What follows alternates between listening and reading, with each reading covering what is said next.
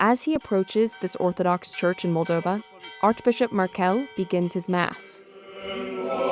As he preaches, dozens of worshippers and teenage altar boys film his words on smartphones.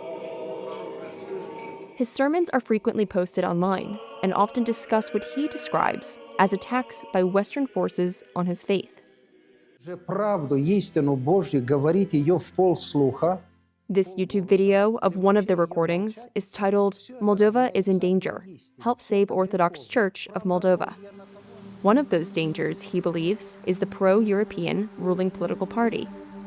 And as a parliamentary election looms in the former Soviet state, Reuters has discovered a surge in online content like this from Moldovan Orthodox parish accounts, urging the faithful to take a stand against the government's push towards the West. Вот такой Европе, культурной Европе, христианской Европе, я говорю «да». А гейской Европе я говорю «нет». Если вы приходите с геями, то вообще не приходите к нам. While the posts aren't explicitly pro-Russian, they do reflect the narratives being pushed by opposition parties, ones who want closer ties with Moscow. Like this one, which says, "Protect your children, protect your country, protect your church." The overarching message is that Moldova's traditional family values are under threat at the hands of an EU that will force children to embrace LGBT identities. And Reuters has discovered a link between these posts and trips paid for by Russia for several hundred Moldovan priests. The Moldovan Orthodox Church is followed by most of the country's 2.4 million people, and it is subordinate to the Moscow Patriarchate. The country's September 28 vote pits the ruling party, which has pushed for closer European integration, against other parties more aligned with Russia. And one way the pro-Russian opposition is trying to sway voters is through the church. The most immoral feature of Russian electoral interference in elections in Moldova is the use of the most trusted institution, the church. Stanislav Sacriaru is the national security and defense advisor to the Moldovan president.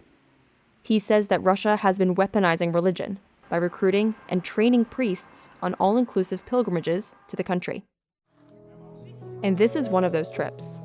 Reuters spoke to 15 clerics and analyzed photos and videos of the visits that were posted online.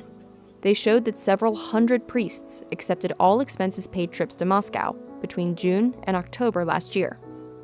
The clergy toured holy sites and went to lectures stressing that Russia and Moldova must stick together against a morally corrupt West.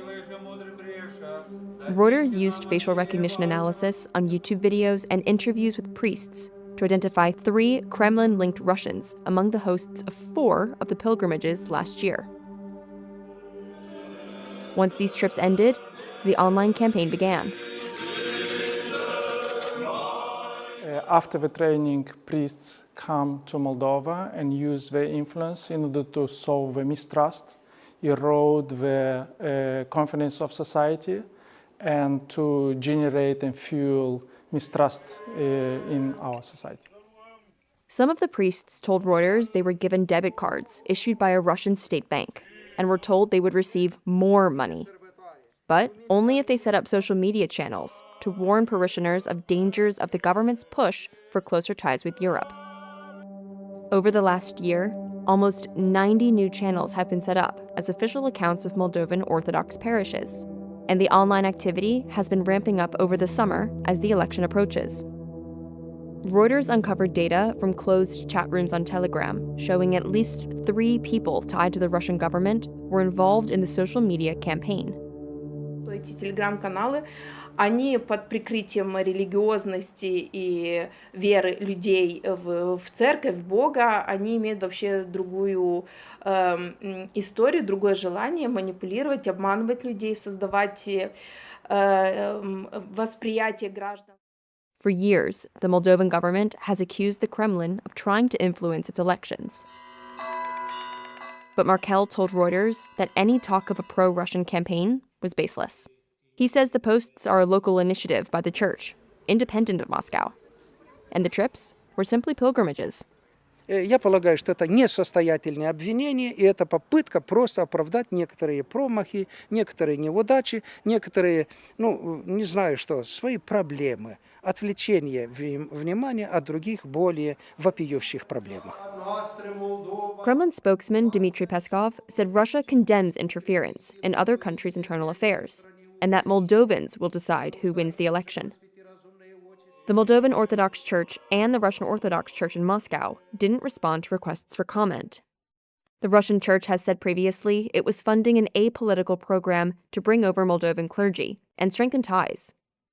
When asked about the flurry of new channels, Telegram said it was a politically neutral platform that respects peaceful free speech.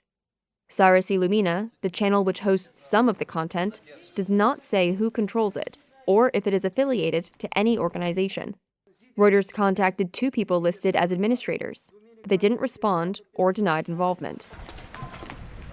Father Maxim Malinti was a priest for a Moldovan parish church until he quit in 2024 over Moscow's invasion of Ukraine.